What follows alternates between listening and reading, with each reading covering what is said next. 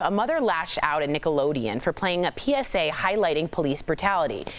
On Monday, and I got word of this, and it's serious. The network played 8 minutes and 46 seconds of breathing sounds to reflect the death of George Floyd at the hands of police.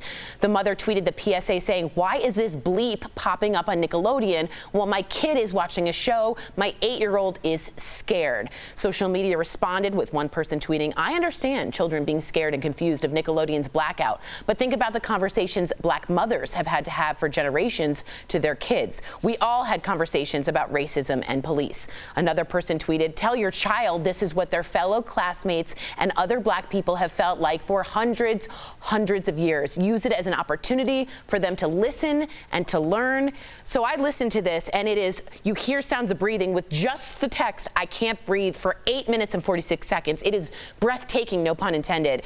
Is it inappropriate, Steph, in your opinion, to play this on Nickelodeon, or does it force an uncomfortable conversation?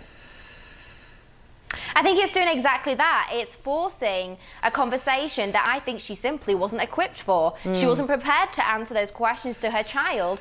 And I think, that's not the case for half of America. I'm sure that Al has had to sit down and maybe talk to his children about what happens if they were to be stopped by the police. That's not a conversation that I believe you probably had with your family, Tori, when you were growing up, nor one that I ever had. So I think it's just simply her child was like, what does this mean and why? And maybe it was a bit frightening. But you know what? If I was a Black child and my parents had to sit me down and warn me how to protect myself and my life and how to get back to my family, that's going to be scary for my entire life. I completely agree with you, Steph. Not just an 8-minute advert. I completely agree with you. It offends me. And what's interesting, Steph and Al, I want to get your point on this, is it wasn't graphic, it was just breathing and the text. So why would that frighten a child? Yeah, it's a little bit different. It should frighten the parents. Do you agree with that?